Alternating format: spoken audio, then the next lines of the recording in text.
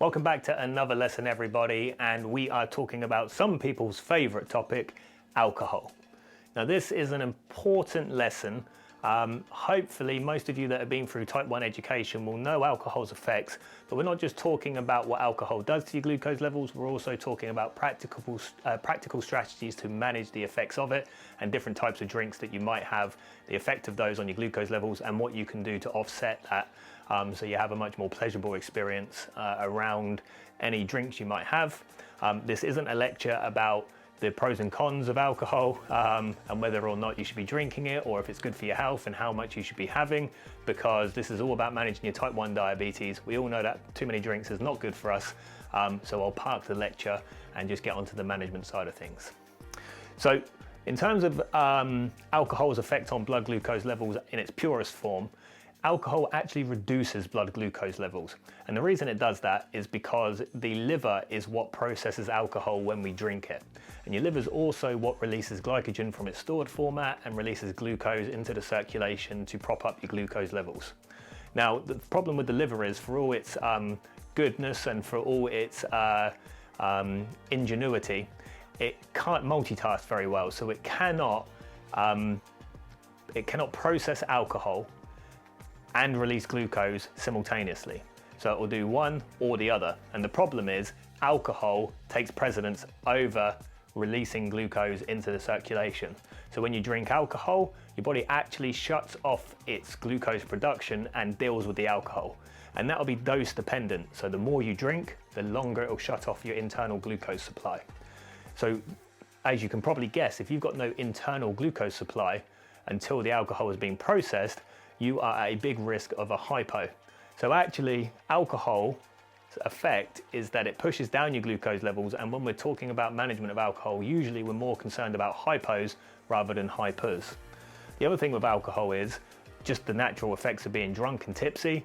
It may blunt the symptoms of having a hypo. So not only does it push your glucose levels down, you might not even notice that you're having one, particularly overnight, or if you had a big night and you're sort of dead to the world, then you're not going to be recognizing those symptoms and potentially waking up, so it can be very dangerous.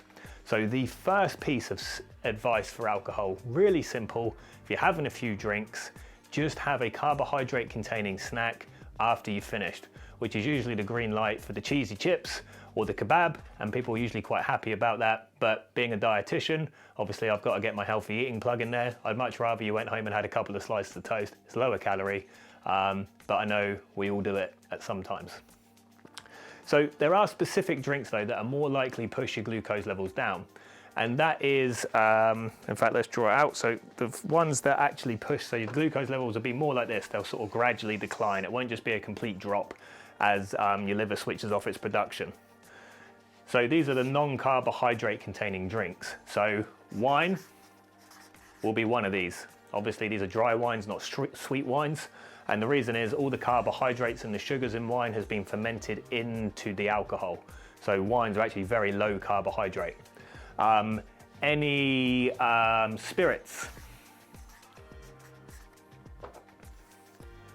do not have any carbohydrate in them.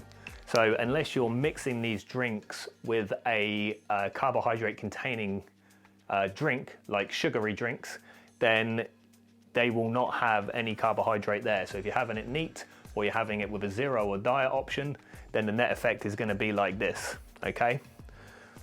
Whereas some other drinks, you get a little peak at first because they have some carbohydrate in them, which can be very annoying. And then the drop comes later because the alcohol kicks in. So that initial carbohydrate's enough to just prop you up. So you're running high at the time of actually drinking it, and then the drop comes. Now, as you're probably aware, this is going to be drinks more like beer, cider, never know how to spell cider, if it's E-R or R-E. Nonetheless, I think it's actually like that. Yeah, that looks better. Sorry, you probably don't want to watch me just figuring out how you spell cider. And as I say, any sugary drinks with those spirits, any sweet wines will also do it. So how do we manage this? So I've already said with the green line, then you just want to take a snack on board, okay?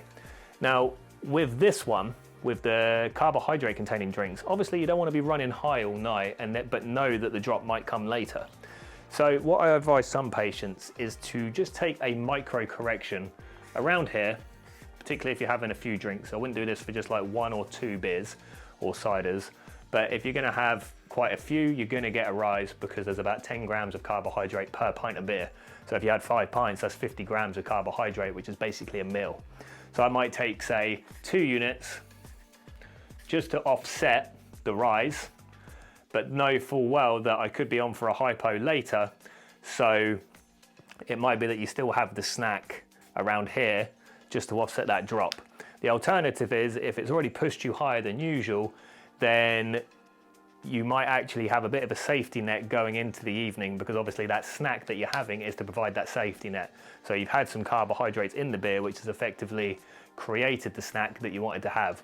But it also depends on when you've had the drinks, because obviously if you've had the beers earlier in the night but you stay out for quite a long time, and by the end of the night you've changed drink, you're now on spirits and wine and you're dancing a little bit, so you're burning up extra glucose, that carbohydrate will be absorbed and it's long gone, and then you might be going home and actually getting in at this point, in which point it's just going to be a downward trajectory. So definitely I wouldn't say that replaces the snack advice. So it's just being aware and knowing what the effect will be long term, tuning into that and making sure that you're keeping yourself safe. The other thing that I would also mention is, particularly with the wines and the spirits and the no carbohydrate drinks, don't take insulin for those. And if you're having them over a meal, then you don't want to be accounting for additional insulin for these drinks. You might add in, like I say, an extra unit maybe for the carbohydrate, but actually because you've got that drop later, you might just keep it neutral and give the usual insulin dose for your meal.